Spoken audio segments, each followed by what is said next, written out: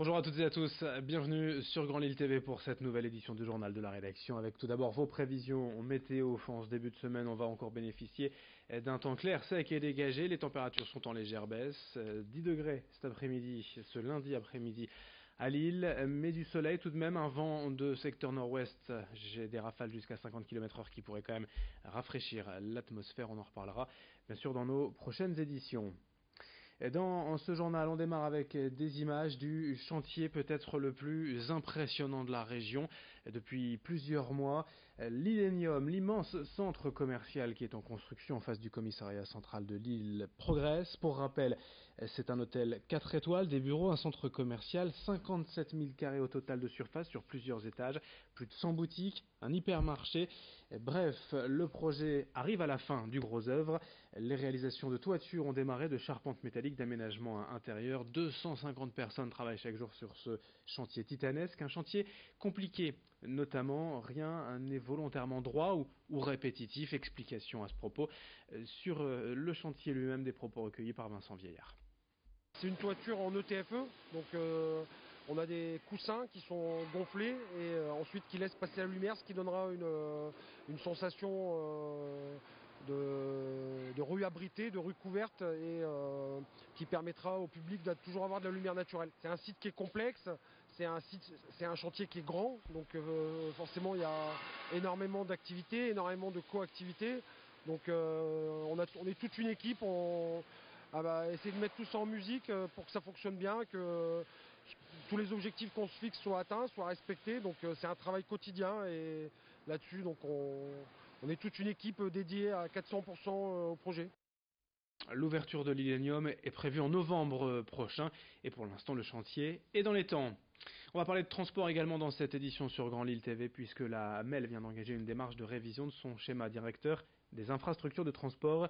L'objectif étant de redéfinir les orientations en la matière à l'horizon 2035 et l'ambition, c'est d'attirer de plus en plus de populations vers les transports en commun au détriment de la voiture. Les dernières études montrent en effet que la part de la voiture continue de progresser dans nos habitudes de déplacement et ce, malgré les embouteillages, malgré la pollution.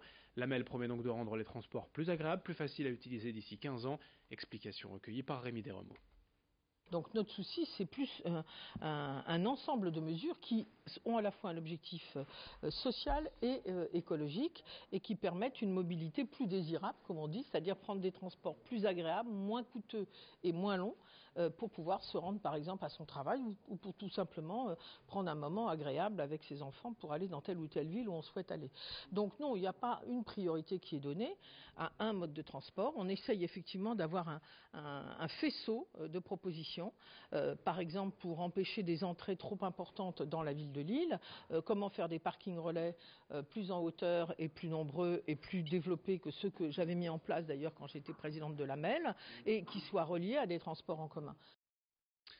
Puisqu'on parle de transport, justement, une information qui surprendra peut-être les utilisateurs du métro dans la métropole lilloise. Ilevia annonce aujourd'hui que son réseau est le métro qui subit le moins de perturbations en France. Pourtant, les problèmes arrivent et existent bel et bien en cas de panne. Il faut donc savoir réagir, communiquer le plus vite possible. Un service spécial est en place depuis quelques années. Reportage signé Xavier Silly. Il est l'heure d'aller travailler, mais un incident perturbe la circulation du métro.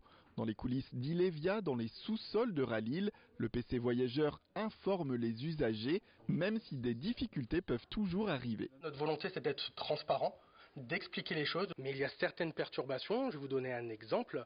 Nous pouvons avoir le début d'une interruption de trafic suite à des portes palières qui sont bloquées. Et puis derrière un surincident qui là devient technique et peut-être derrière encore un autre surincident où c'est un acte de vandalisme. Oui, moi Jean-Kevin, j'ai un petit souci avec l'écran, tu sais l'écran vidéo. Pour apaiser les voyageurs pressés, un système permet à Ilevia d'informer les usagers en moins de 10 secondes, le tout sur 9 canaux et notamment la sonorisation, les réseaux sociaux ou encore les écrans en station. Une fois que ce diagnostic est fait, notre PC d'exploitation métro, notre PC mode lourd me donne les informations nécessaires, à savoir la durée d'interruption du trafic et la cause.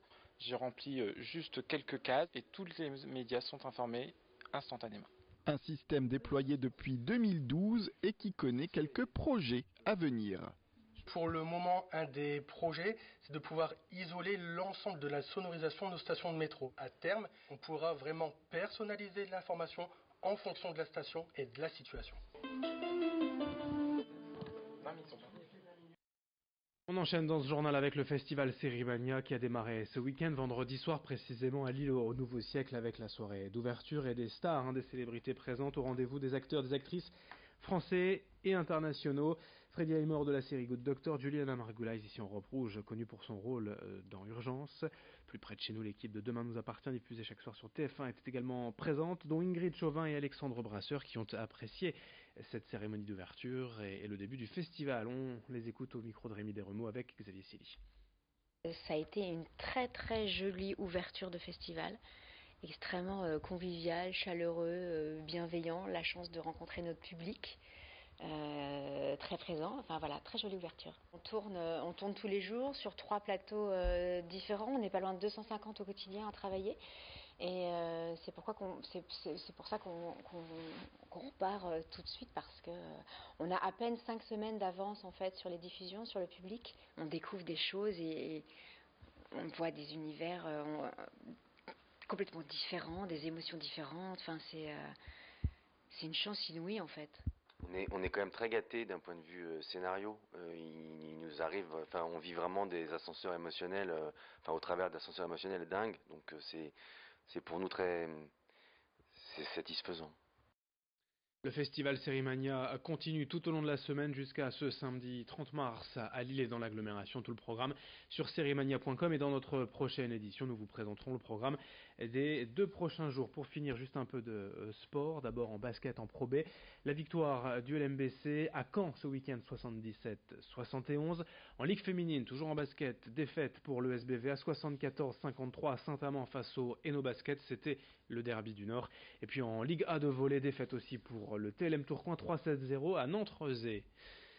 On a été complet sur l'actualité du Grand Lille. À suivre vos prévisions météo et l'édition régionale dans moins de 8 minutes dès le prochain quart d'heure. Très bonne journée à toutes et à tous.